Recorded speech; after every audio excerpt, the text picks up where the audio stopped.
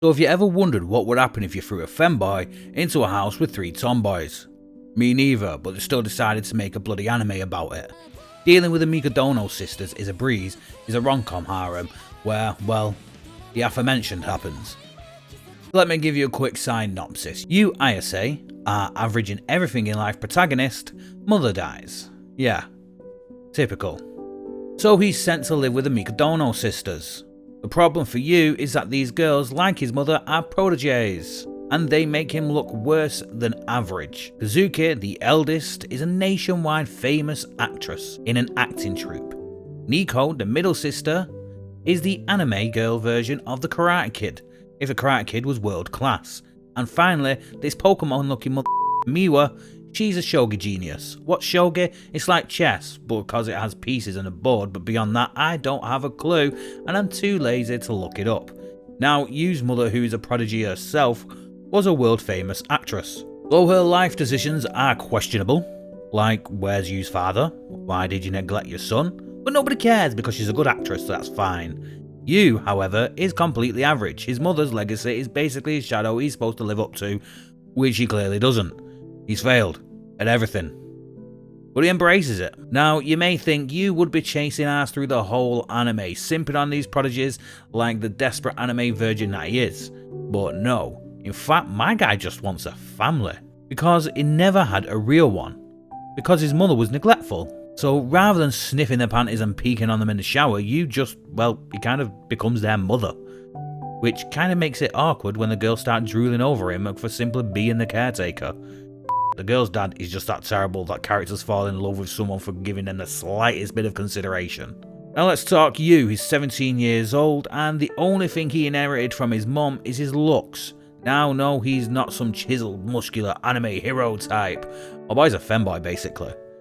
So when I say he inherited the looks from his mother, I mean exactly that. He looks just like his mother, feminine and all.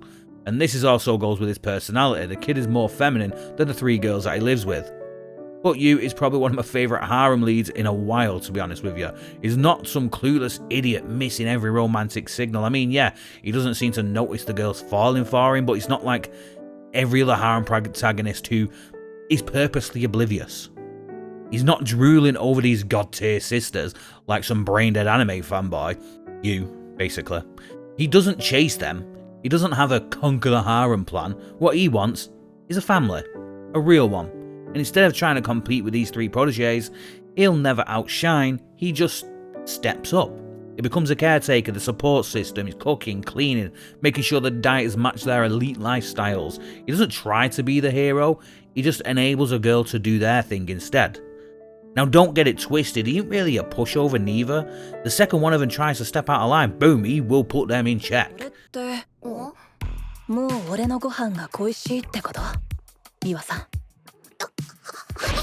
And somehow he makes them blush just by existing without even trying. This kid's got, he's just got, I was going to say the word risen, I've just said it either way, but still I am never going to say that again. But he has no creepy ulterior motive. He genuinely cares about them and he just wants the best for them.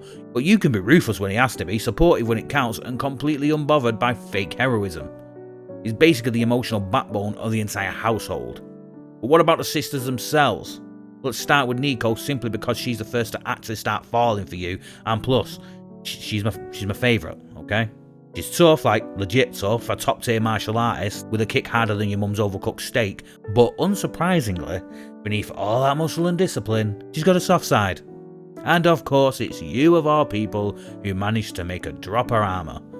You notice the cracks she hides even from herself and makes it okay for her to be vulnerable. The typical bullshit. Yeah, the guy who literally can't win anything in his life is the one to soften the stone cold martial artists. She is ridiculously dedicated to her craft, but you start to realise there is a warmth to her that makes her the first to actually connect with you. Not you, by the way. She don't like you. I mean you, this you. And despite trying not to show it, a blushing and a hiding pretty much gives it all away. The classic hard shell soft centre type. Yu's presence lets her finally embrace being more than just a human punching bag, and honestly, it's pretty heartwarming. Then we have Miwa, the youngest sister at 15. She's about 4 foot taller than her older sister Nico, and she's a genius. At least when it comes to shogi, a Japanese board game with so many damn rules I feel like it was invented just to make chess players cry First impressions, Miwa kind of looked like one of those Pokemon Ginjinki fan art things, you know, the one that when someone decides, hey, let's turn this Pokemon into some cute anime girl. Who's that Pokemon?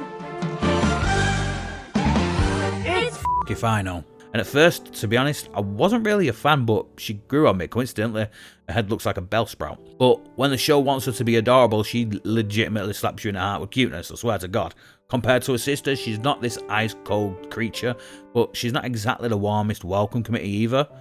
She's way too focused on the Shoki to care literally about anything, but the more you see her, the more you realise there's this soft, slightly awkward charm hiding under all that laser focus.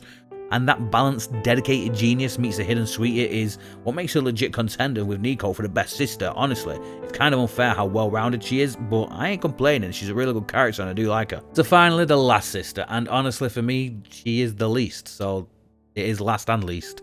Kazuki. She's the eldest, I believe at 18, and don't get me wrong, she's not that bad. She's solid, just the least fun of the siblings to me. She's the coldest of the bunch and definitely the hardest to let you in, but when those walls finally crack, oh boy does she go some full simp mode on him. Suddenly this ice queen's tripping over her own feet for our average ass failure embracing protagonist. Kazuki's claim to fame? Like I said, she's an actress. And I'm not talking about some school play nonsense, this girl is like nation famous, people recognise her in the street. She's the career comes first type, which makes it all the funnier when she reduced to blushing mess over you. Now, she's only a year older than you, 18 to 17, but she towers over him. And the wiki apparently says it's only 10 centimeters, but bro, if that's 12 centimeters, then I'm hung like a fucking horse. Either way, the wiki's lying. So yeah, Kazuki's fine. She's competent, she's fun in her own right, but compared to Nico's fiery charm and Miwa's adorableness, Kazuki lands in third place for me. Still enjoyable, still adds depth, but she doesn't quite cut it as much. So that's the Mikadono Sisters, Nico, Miwa and Kazuki, and honestly it's actually a really good lineup. What I love most is how different they all are, while still being very similar, and how their personalities work well with you. It's like watching a symphony where everyone's slightly offbeat but somehow makes it sound good. But the trio actually works, they don't feel like cardboard harem clones, the dynamic, the growth, the small interactions, it all lands, and the best part is, you isn't orbiting them like some drooling clown, the relationships actually feel real, which is rare in a harem anime. This is why dealing with the Mikadono sisters actually hits a bit different than most of them. But what about the story of it? Alright, so on paper this could read like any other generic harem. Perfect girls fawning over the dopey ass protagonist, check, check and check, right? But here's why dealing with the Mikadono sisters actually stands out. First off, it doesn't rely on fan service to make you like the characters. Sure, there's the occasional scene, but it's rare, subtle, it is never shoved in your face like a lewd billboard. No awkward rooftop, oops my skirt's blowing in the wind moments, no endless panty shots, thank God. And the real standout, you, the poor lad, not you, I say. The poor lad just wants a family. His mother was a neglectful up until her deathbed. Imagine watching a show what your mum starred in, right? Yeah, trying to figure out what a good mum looks like by watching a show that your mum acted as a good mum to other children. I mean, talk about emotional whiplash. I feel sorry for this lad. Yeah, he's not sneaking peeks or drooling over these girls. He genuinely cares for them and wants to support them and make their life easier and just be there. For a harem anime, that's basically witchcraft, actually heartwarming moments instead of the usual sexy waifu nonsense or the stalking protagonist. But you really steps up though when we meet the girl's dad. At first, the dad seems cool until you realise he treats the daughters like elite clients of a high-stakes talent agency, not like his children. He doesn't want them to be happy, he wants them to be the best. Now, I can get that. I can get about the parent wanting the kids to succeed and be the best, but they're still your kids, man. Take care of them for f***'s sake. Yeah, a real charming guy he is. So, when he confronts you about being a failure that he is, and threatens to kick him out, the girls actually step up for you as well. They stand up to the dad, something by the looks of it they haven't apparently done before, showing just how much they actually care for you and rely on him emotionally. And you doesn't just sit there either. It gets to the point where he even argues back when he has to, basically saying you're pushing them too hard, and surprisingly the dad agrees. 天才に必要なもの、それは休息です。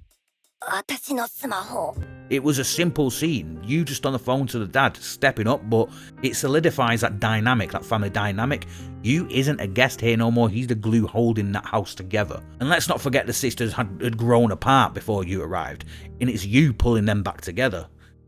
First, it's small stuff like a dinner together, then real support. And at one point, Nico Senpai shows up. Oh boy, this guy, right, I just want to throw him under a f***ing bus, back that over him, and call it a fucking day. He swoops in acting like he owns Nico, and she even kind of swoons for him at the start. Classic rival male trope, right? You think he's just going to swoop in and try steal a woman from you, except show doesn't drag it out. Nico argues back, refuses to leave the family and you, and she even teams up with you. This pushes her to unlock this true martial arts potential like she wasn't already world class, embracing both the tough tomboy and the vulnerable side. So finally, credit to Nico Senpai, he's a rival who actually improves the story instead of just being a tool for cheap tension and my fucking frustration. And by the end, we get Sakura. Basically, a female version of you, a failure sure, but she refuses to live in anyone else's shadow, and this is why she works.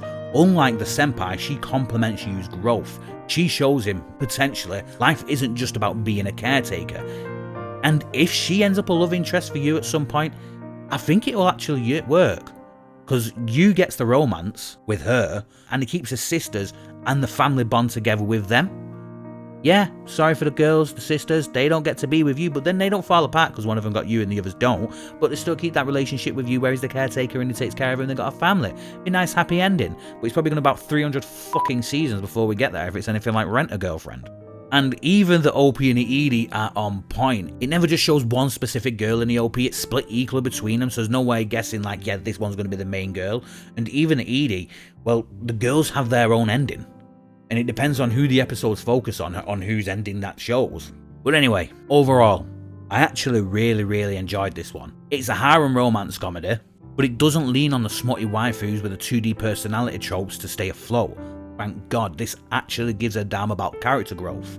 I found myself genuinely rooting for the cast, wanting them to succeed.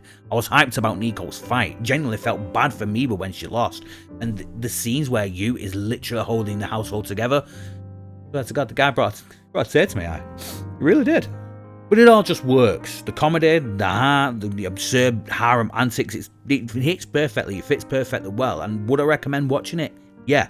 I give it 8 tomboys out of a femboy convention. And if you've seen it, let me know what you think. Who's the best sister and why is it you? Not you, again, this you.